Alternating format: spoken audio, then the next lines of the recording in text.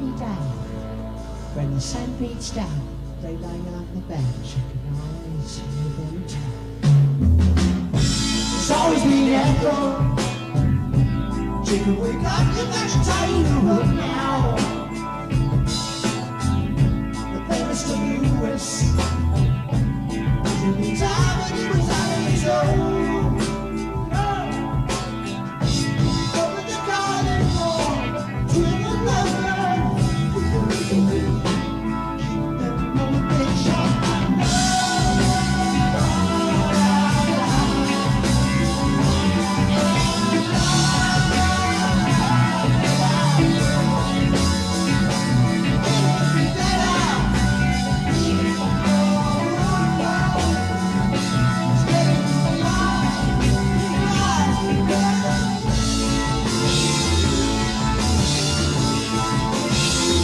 The thing about Genesis is that every other band that comes after them and around them owes a massive amount to Genesis. One of the very front runners of that whole prog rock movement. Two lovers taken through a strange journey in surreal worlds and then coming back to the reality of planet Earth to witness the apocalypse.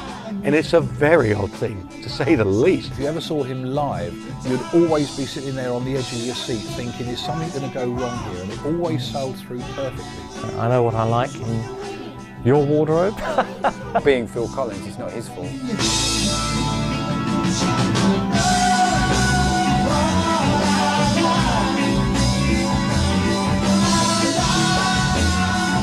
The roots of Genesis were shaped at Charterhouse School, where the founder members of the band were educated. Charterhouse was and still is one of the leading private schools in England. From this comfortable, enclosed world, pupils were generally expected to become something in the city or the army. Rock and roll was the last thing on the syllabus of this most English of institutions. But for Peter Gabriel, Tony Banks, Michael Rutherford and Anthony Phillips, Charterhouse was to provide an unexpectedly supportive nursery for a peculiarly English brand of rock music. Charterhouse, yes. Well, Charterhouse was where Genesis was spawned. It was a pivotal time in their lives, and Genesis was formed from the ingredients of two groups. There was a group called Garden Wall, in which Gabriel and Banks were members, and there was another group called Anon, which featured Mike Rutherford and Anthony Phillips, and later John Mayhew joined them on drums. And they decided that they needed to join forces to present to the world their songwriting talent and their artistry and their music. Now, Mike Rutherford always said that Charterhouse was cut off a little bit from the revolution, the cultural revolution and the social revolution, which went on during the 1960s. While outside it was all peace, love and sex, etc., etc. Inside, Charterhouse carried on as if it was 100 years previously.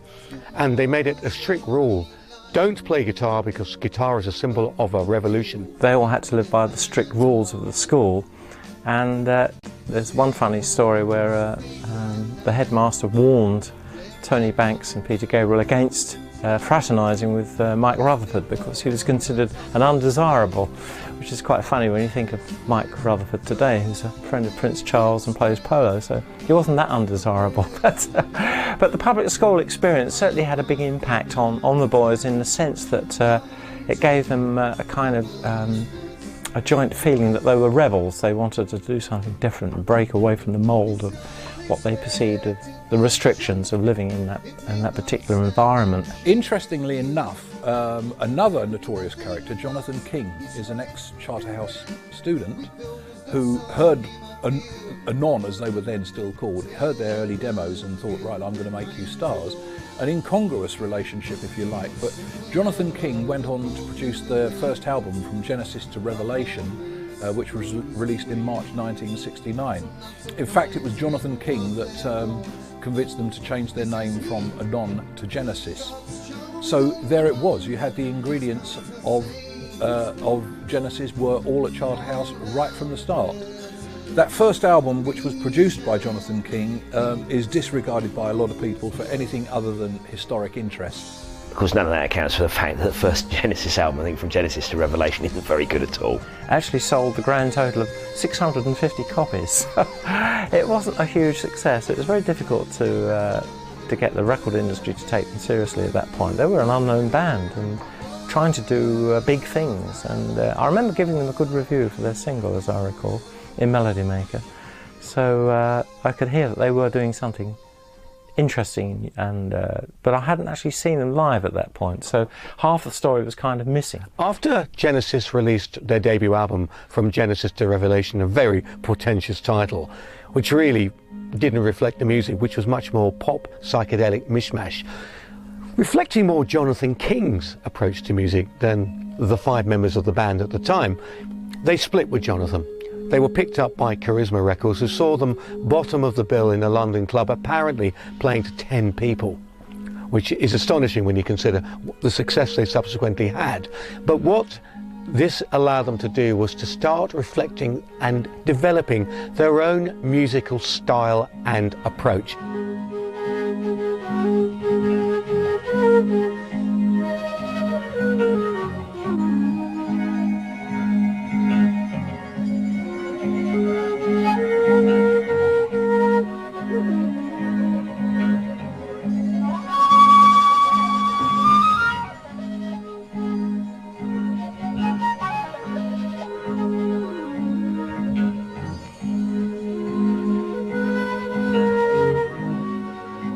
After something of a false start with the Jonathan King-produced Genesis to Revelation, the band really hit its musical stride in 1970 with Trespass.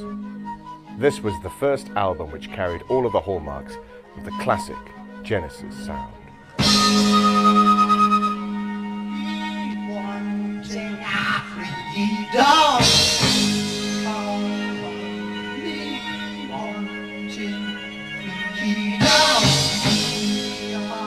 What they did on Trespass was start to progress. They started to open up musically. They started to play music that was at one point intricate, airy-fairy, very subtle and very supple, but also had a certain sense of edge and danger about them. This was something he was subsequently to do with the great later albums that came. But what Trespass was an introduction really to the real world for Genesis. To be honest with you, I mean, Trespass is actually quite a boring record. This was much more the sound that we came to know of early Genesis, which was released in October 1970, produced by John Anthony and recorded at Trident Studios by a later very famous engineer named Robin Cable. It was undoubtedly a progressive rock album.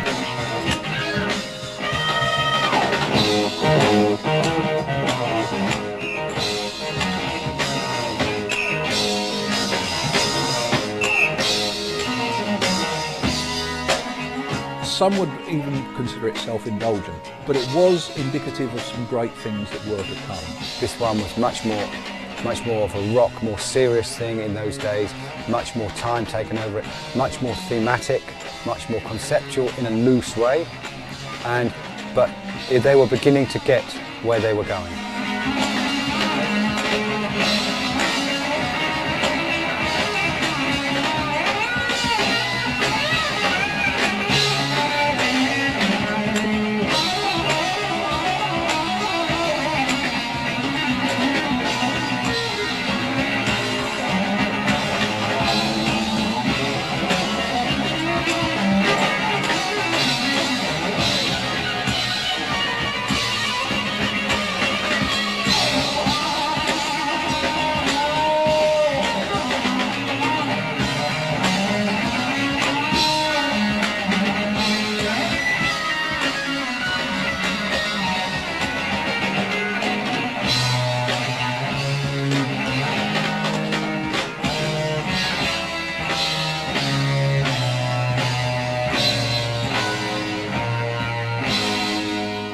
The advantages of a genteel education count for very little in the rock and roll jungle. You can be born with a spoon of purest silver in your mouth, but you still have to flog your way around the pubs and clubs. The dispiriting life of travelling around in a transit van, playing to tiny, often uninterested audiences, soon took its toll.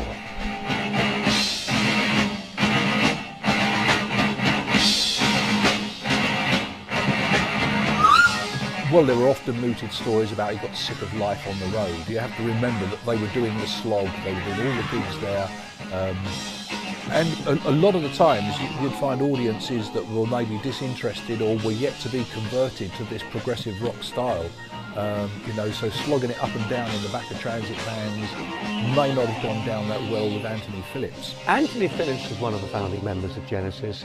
He and Mike Rutherford have known each other for a long time. By the time the Trespass tour happened, the official story was one that I'm sure has a lot of truth in it. Was Anthony Phillips had started to develop stage fright so bad he couldn't go on stage anymore. The arrival of Steve Hackett and Phil Collins brought a new dimension to the band. Trespass was a very good album. The next offering was Nursery Cryme, which demonstrated that Genesis was now the finished item. The jump from the band's debut album, from Genesis to Revelation to Trespass, was enormous stylistically. Very big change in direction. The jump from Trespass to the next album, Nursery Cryme, was equally as big, if not bigger.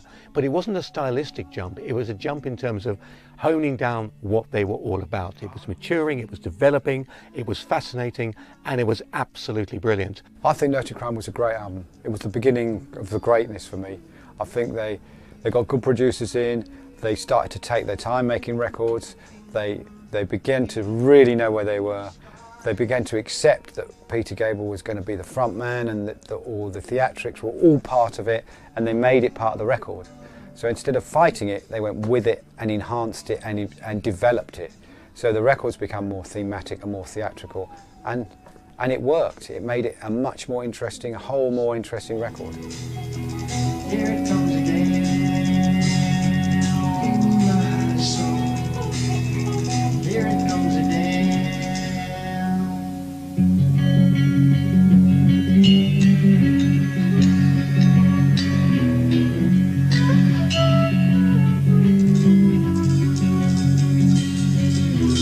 Importantly, Steve Hackett and Phil Collins were now in the band.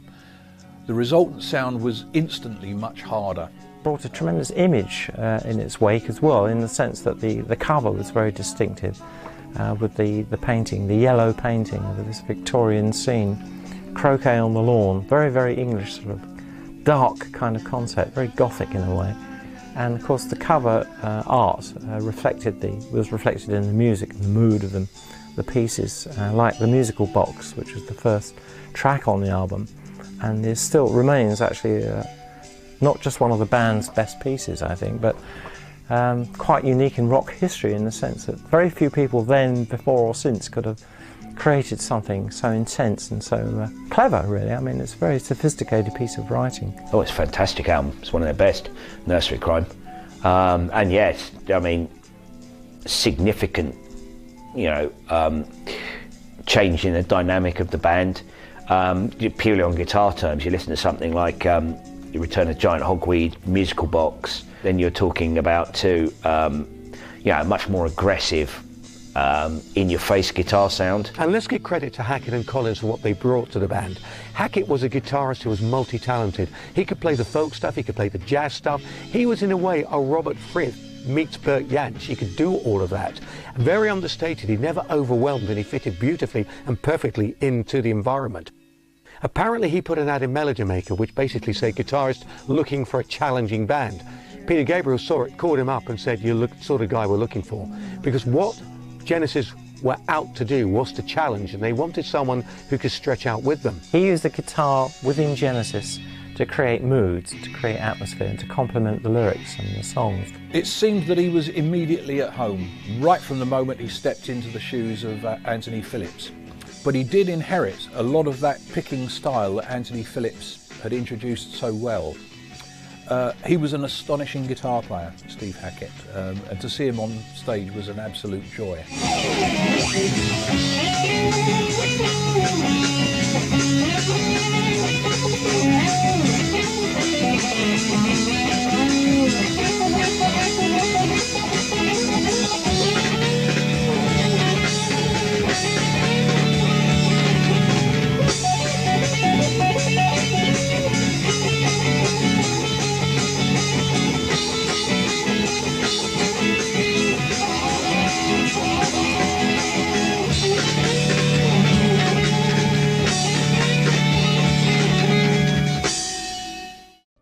An interesting thing.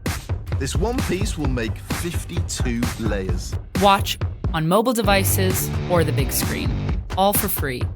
No subscription required. Phil Collins quickly settled into the drum stool, bringing a tasteful, effortless grace to the Genesis sound. He was able to cope with some of the most unusual tempo, time signature changes that you can imagine, all with ease. If you ever saw him live, you'd always be sitting there on the edge of your seat thinking, is something going to go wrong here? And it always sailed through perfectly. He's one of the best rock pop drummers of all time. Phil Collins is a brilliant drummer. Whatever you might think of him as a human being, or a singer even, or or how you perceive his role in Genesis throughout the years. There's one thing you can never take away from Phil Collins, and that's the fact that he is a very, very good drummer indeed. These days, and I'm guilty of it, I have to say, it's very easy to see Collins as no more than a balding MOR git who comes up with the most sappy songs and is quite honestly embarrassing. But Phil Collins as a drummer is one of the very, very, very best.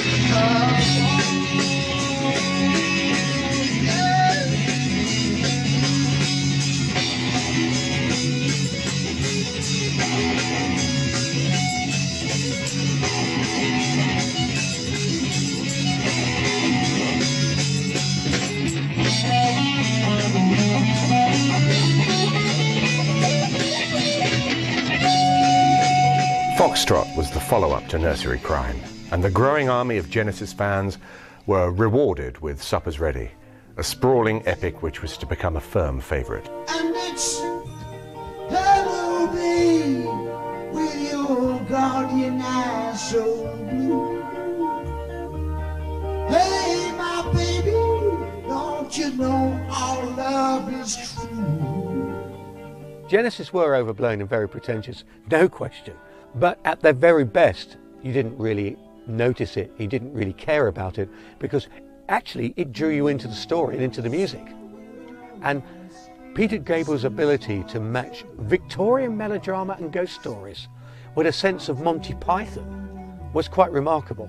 Genesis had already established a pattern for creating these long kind of tonal epics like The Musical Box and The Knife and Watcher of the Skies, all these marvellously dark, dramatic pieces of writing. And yet there was still more to come.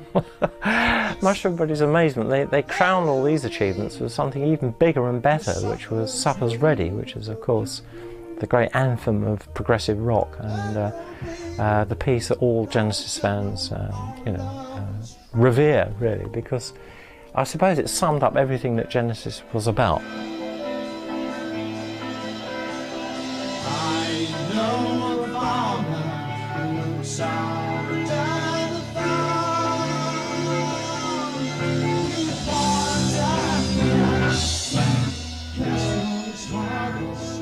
And I often used to wonder how the hell they managed to perform this stuff live, because without the use of written notation, if you're a musician that actually reads notes from a music stand, then it's absolutely fine. But Genesis used to play this song live without any music, and people used to think, how on earth can they remember all of that? It must have been a huge mental pressure on them every time they did this track live, yet immensely satisfying once they'd finished it.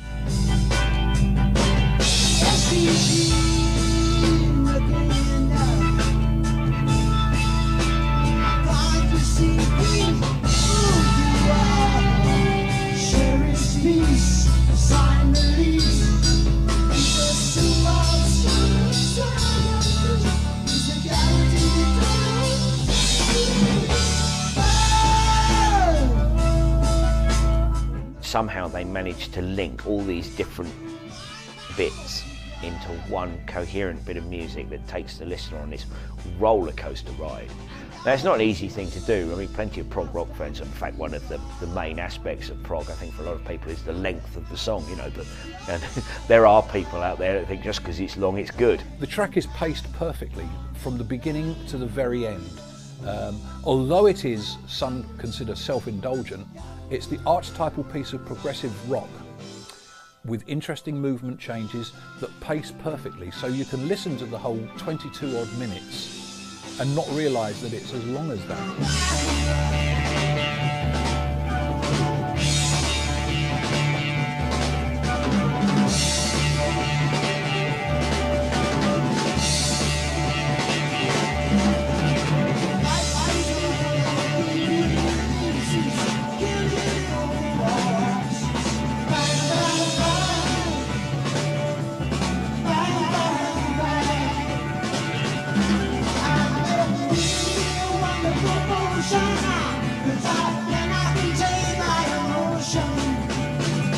To my mind, and a lot of Genesis fans may agree or disagree on this, I don't know.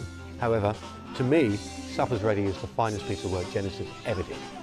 Took up the whole of one side of Foxtrot, which was the album after Nursery Cryme. It's 23 minutes long and it's devastating.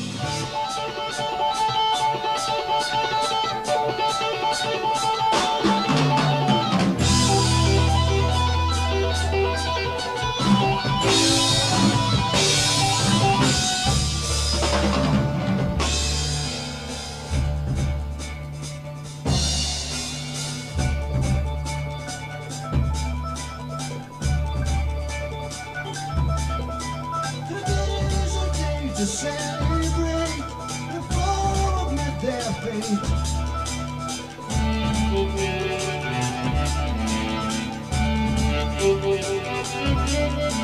The order for rejoicing and dancing has come from now on.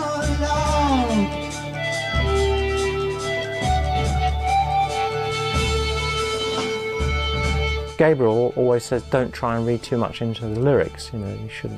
There's always a place for fantasy and you know, being obscure and not necessarily spelling everything out. Now the story itself is very complex. Peter Gabriel says he got the idea because his then parents-in-law lived in a house where one room on the upper floor was A, very cold, and B, very disturbing because of its turquoise and purple wallpaper. I think he felt it was disturbing in a psychological way. A lot of people would find it very tacky and that's the way they'd regard disturbing. However, Peter Gabriel always thought that room had something weird and odd about it.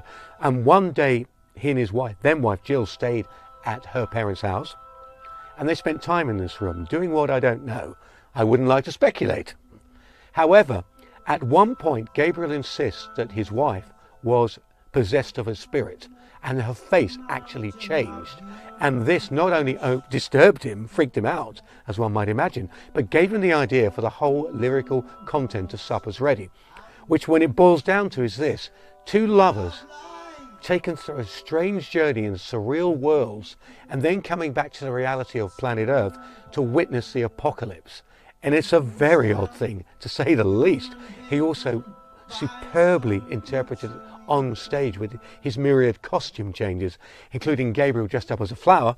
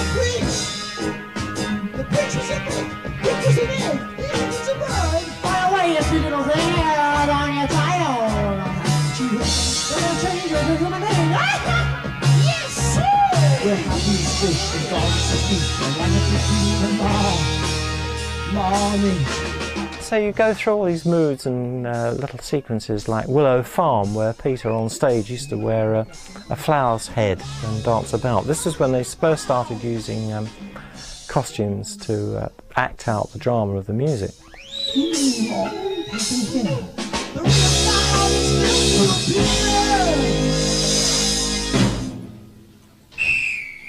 Despite Willow Farm, the appeal of Willow Farm and the humour and the camp jollity of that piece, that section of Supper's Ready, I suppose the most powerful and significant part of it is Apocalypse in 9/8.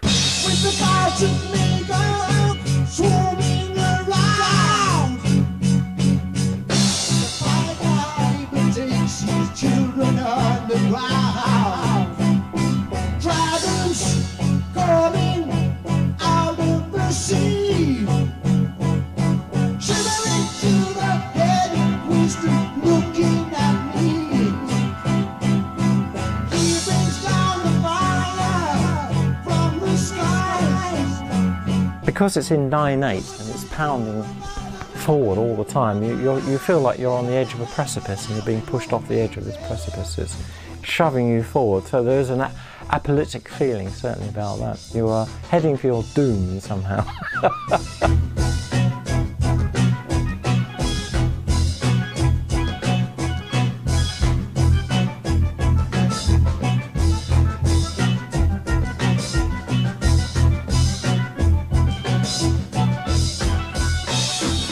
With two absolutely brilliant albums behind them, Genesis were on a roll. The creative energy in the band was so great that by early 1973, a new album was ready to be released. In many respects, it outshone its illustrious predecessors. And now we'd like to take you a little further westward, agriculturally speaking, to where the sweet smell of freshly mown grass pervades our hairy nostrils.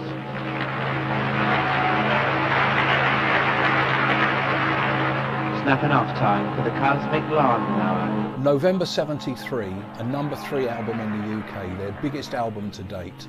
Genesis had arrived, and noticeably here was a much fatter sound, and possibly the hint that commerciality was starting to rear its ugly head. The track I Know What I Like, I think most people, veteran rock fans these days, will recognise the hook of I Know What I Like. Maybe this suggested that someone at the record company has said it'd be nice to have a single, guys. Wasn't that particularly successful as a single, but it was, for better for worse, single material. We are talking some of the best prog rock albums, ever recorded, and we're talking about a batch of about 6 of them in a row.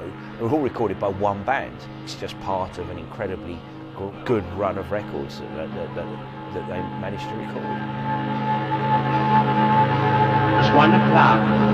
Time for lunch, famdy-damdy day. When the sun beats down and I lie on the bench, I can always hear them talk. There's always been echo. Chicken, wake up, you got the tiny one now. And then Mr. Lewis, isn't it time when he was out of his own?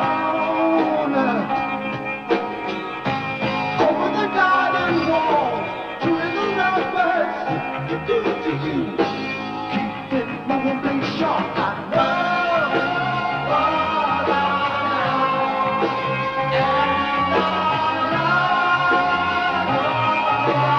all I know.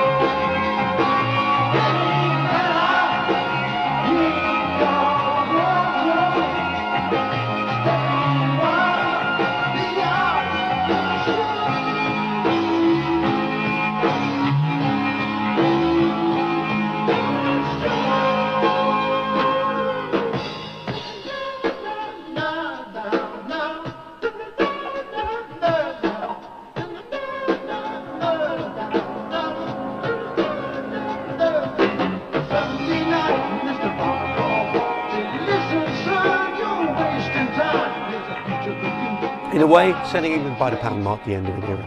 Not that suddenly the band split up or people left, that was in the future.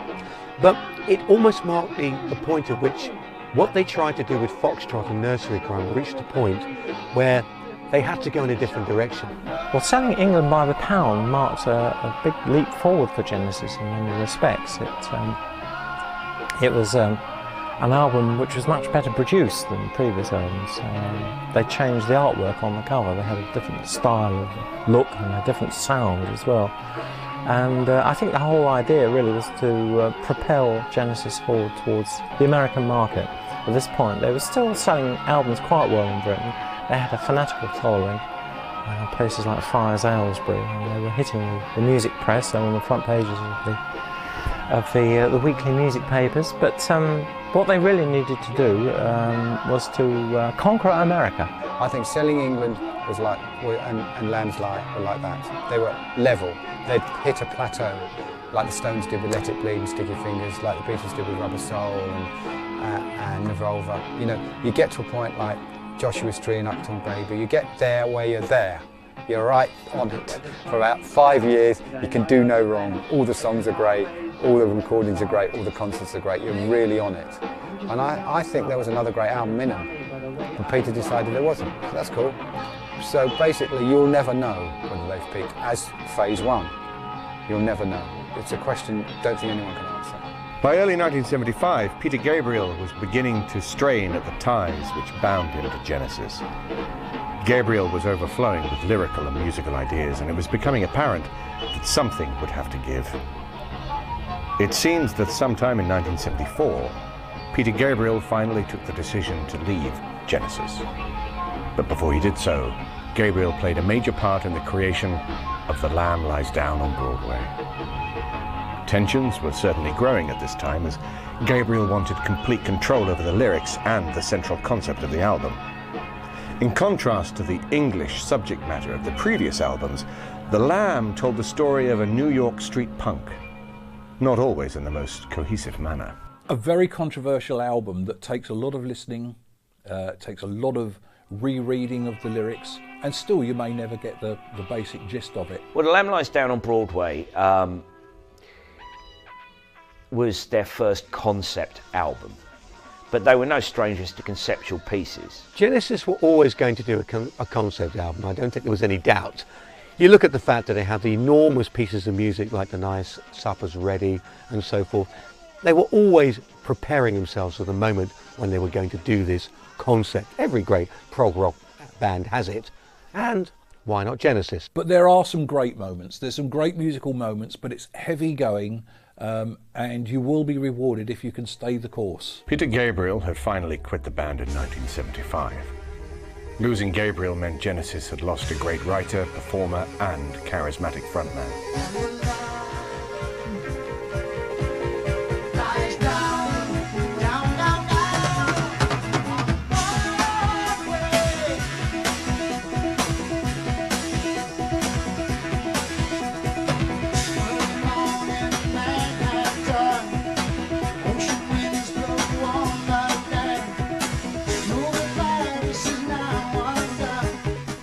The music world waited to see who would be brought in as a replacement. The critics began to circle. Without Gabriel's unique contribution, it seemed the band was finished. To the cynics, it was the end of an era, and so it was. But it was only the opening chapter in the Genesis story.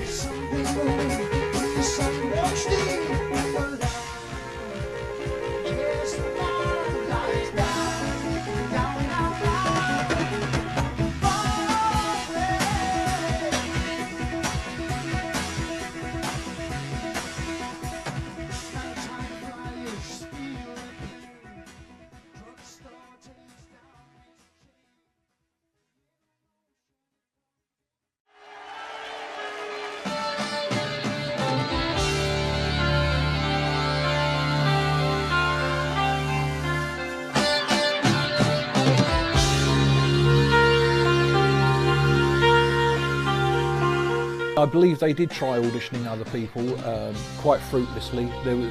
It was a difficult role to fulfil. And the fact that Peter had such an identifiable voice and his stage theatrics was so inimitable, if you like, it was going to be a hard choice as to who would be appointed to the job.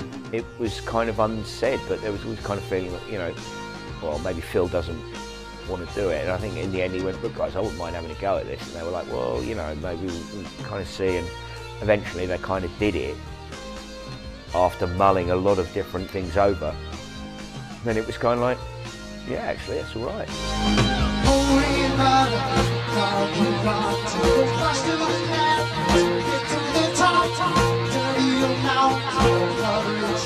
She can tell you a story, you better start doing it right.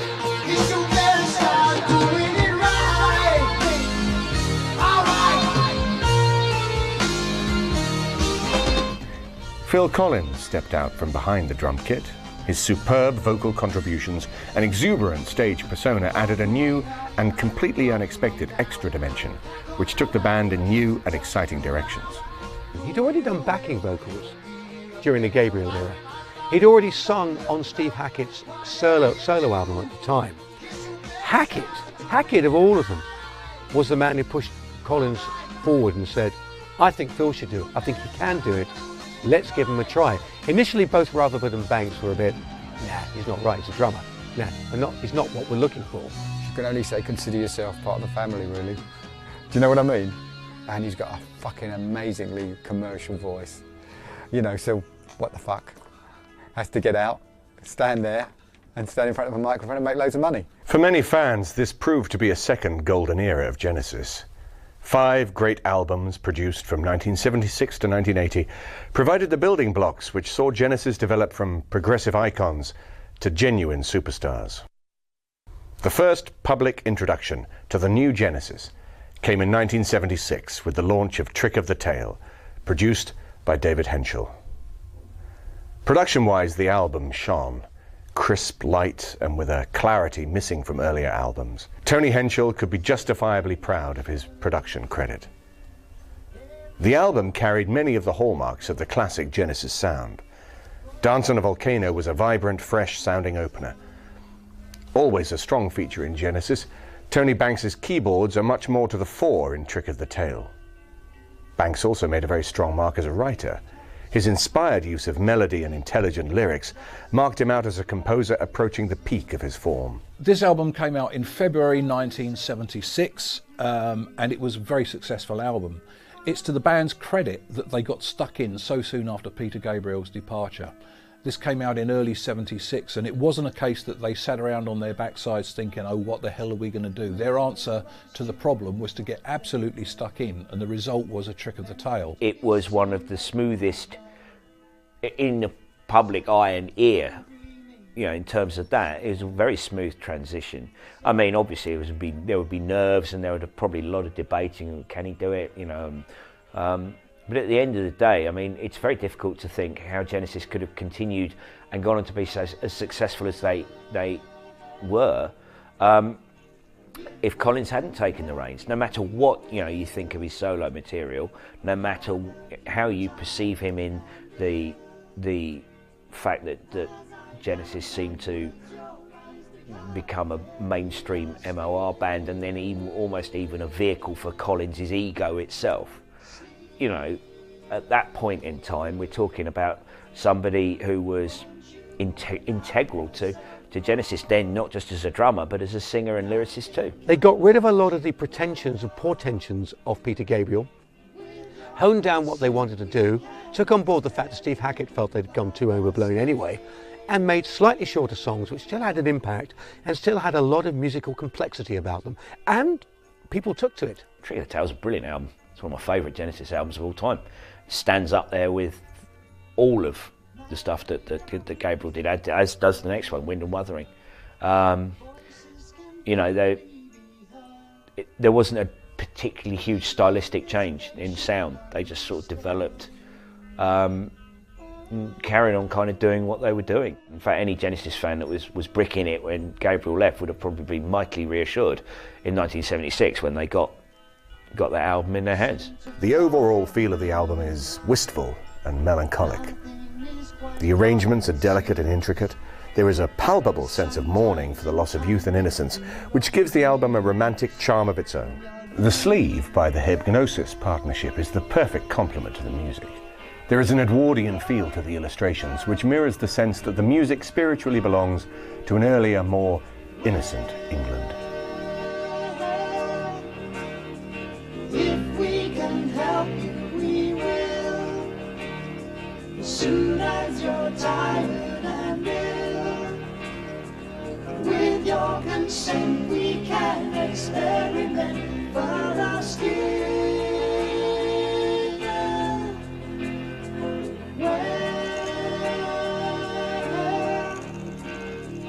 thanks to our kindness and skill. Trick of the Tail had proved that Genesis had the ability to produce a great album without Peter Gabriel. It was now time to demonstrate that the quality of the album was no mere accident. Wind and Wuthering, released in 1977, was to prove a worthy successor to Trick of the Tail. In December 76, Genesis came out with Wind and Wuthering, which was not quite as successful as its predecessor, and a lot of people tend to overlook it and think, oh, it's nowhere near as good as Trick of the Tail. For my money, it's a better album. It marked a new venue for their recording. They'd relocated to Relight Studios in Holland.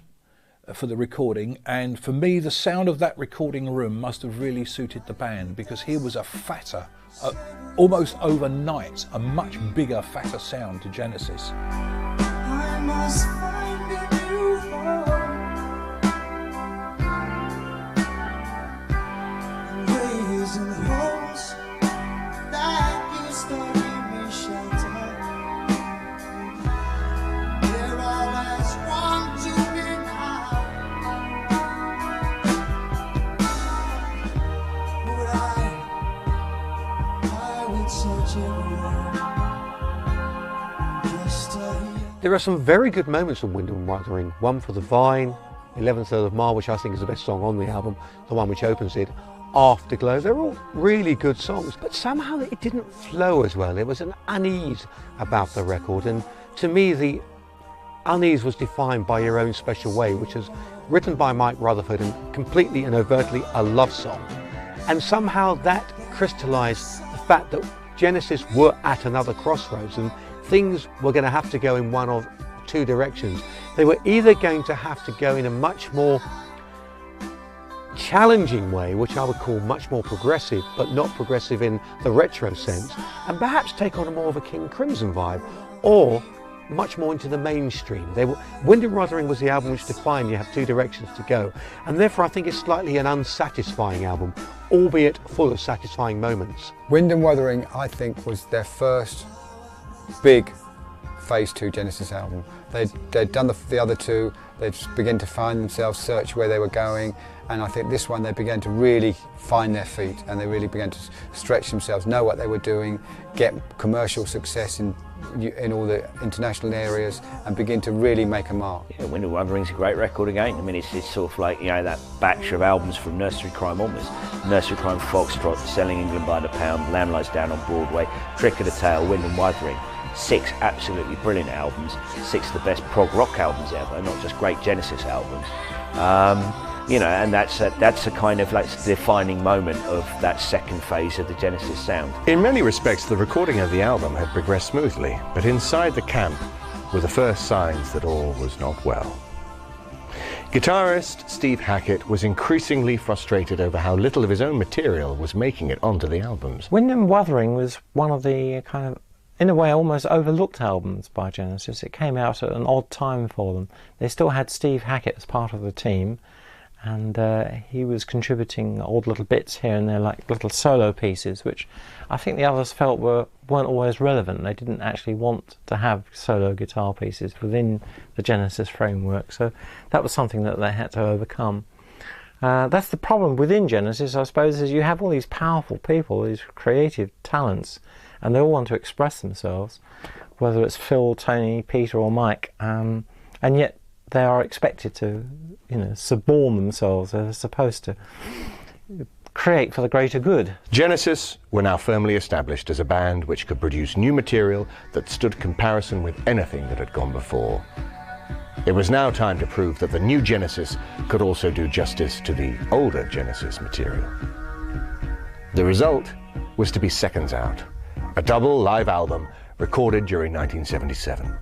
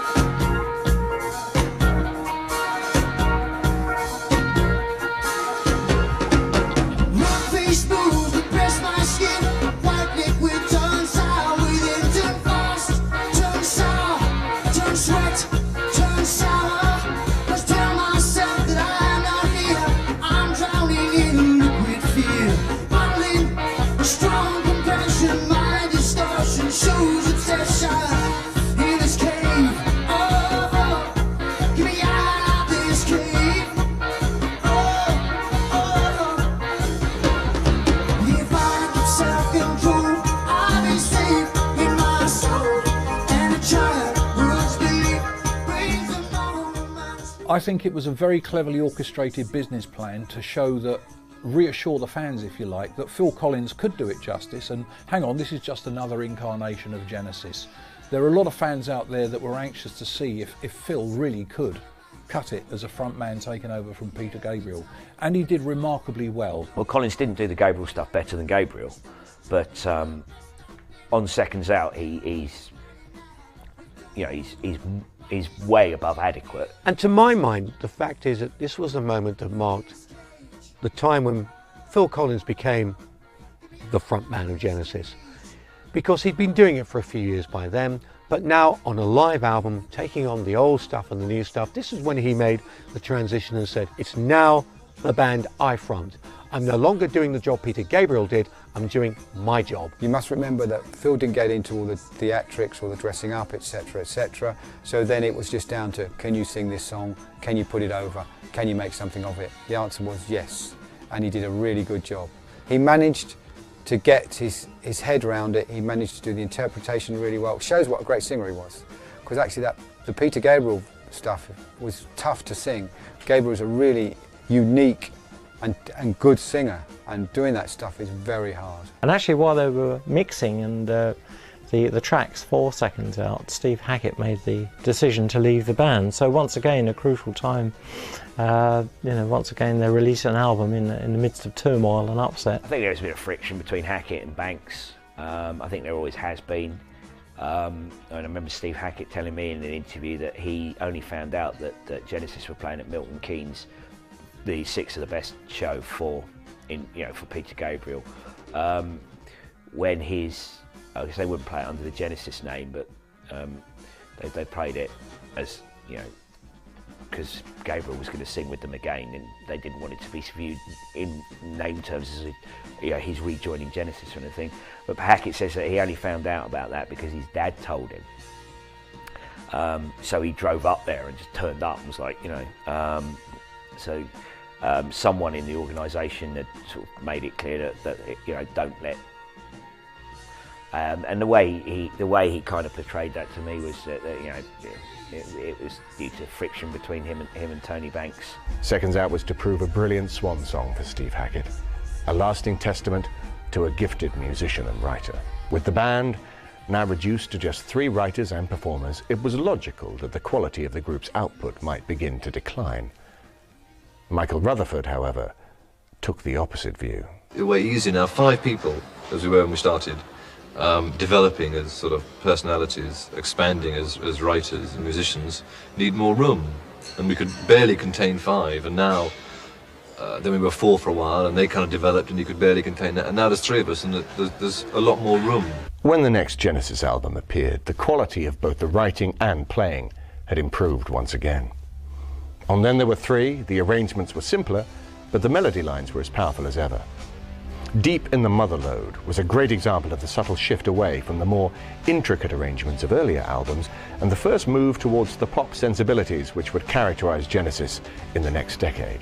Get out of the way, fat man. You got something to do.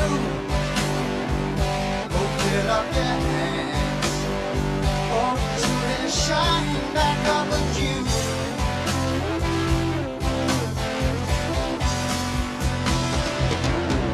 Well, you gotta get out while there's gold in the air.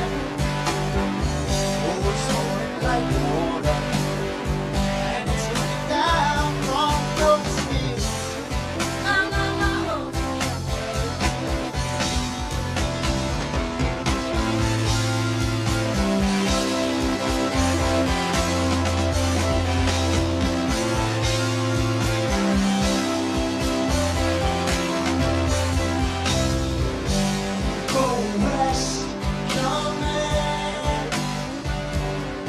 Well, I like to think that I inspired the title of the next Genesis album, which was And Then There Were 3, because that was the headline in Melody Maker when I reported that Steve Hackett had left the band, and now Genesis were Phil Collins, Tony Banks and Mike Rutherford, the original reprobates from 1970, reduced in number. Then There Were 3 is possibly one of the weakest albums, but I think it's more difficult for the 3 of them to sort of conjure up a similar sound than it was 3 from 4 as it was 4 from 5. And this marked the point for me when the transition was so great into what they became. I lost interest in them because they became a mainstream pop band, really.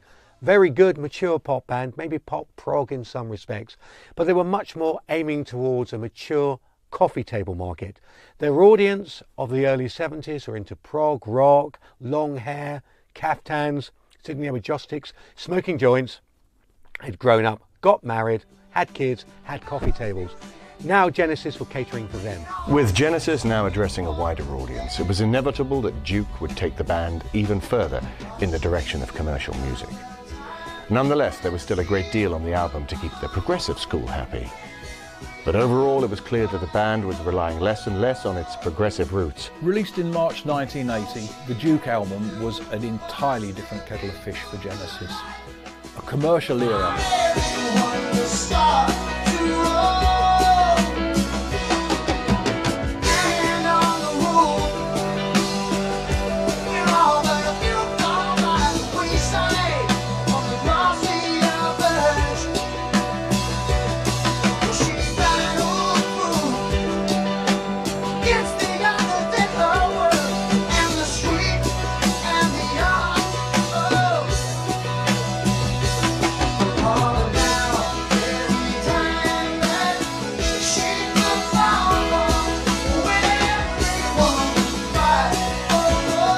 For me, Duke is the perfect balance between the old and the new.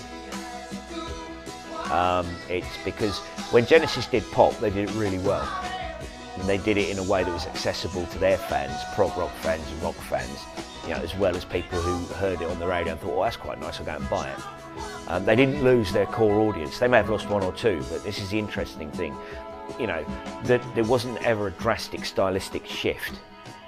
It was always very gentle kind of progression with them from this to this. It kind of, now, I mean, Duke for me is one of my favourite Genesis albums. In fact, it might even be my favourite Genesis album, because it shows them readily getting to grips with shorter, punchier material like Turn It On Again. Misunderstanding. I mean, that's a great bit of music. Okay, it was a hit. So what? It was still a great piece of music. Genesis were quite happily and comfortably ensconced in this area where the likes of Billy Joel existed.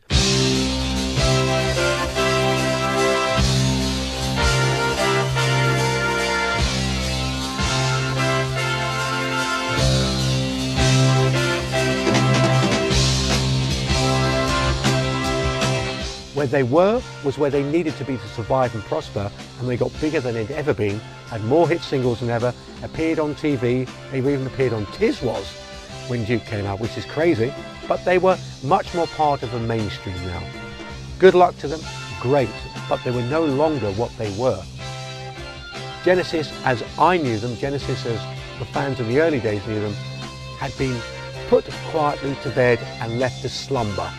There was a new Genesis that had been born with Phil Collins at the front, and they were going in a much more mainstream direction and very comfortably doing it as well. They've now become Blondie.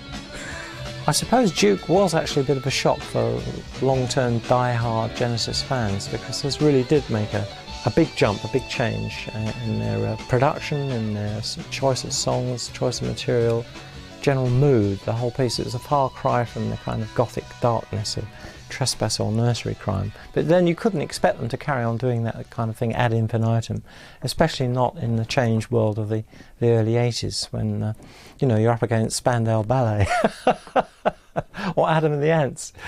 So it's a miracle really that Genesis would actually produce an album like Duke, which was you know, something that they could be proud of and didn't compromise in any way. It wasn't a sellout. They weren't trying to copy what was going on in the charts, yet they absorbed all these new influences, you know, the powerful new drum sound, the new keyboards, the new technology, a better production, and much tighter, shorter pieces of music.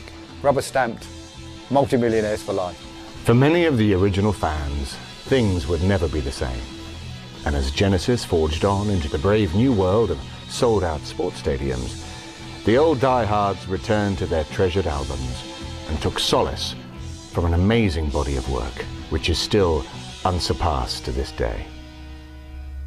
Genesis certainly had far greater commercial success in the 80s and 90s, but the 10-year period from 1970 to 1980 will always be looked upon as the creative golden age of a truly great band.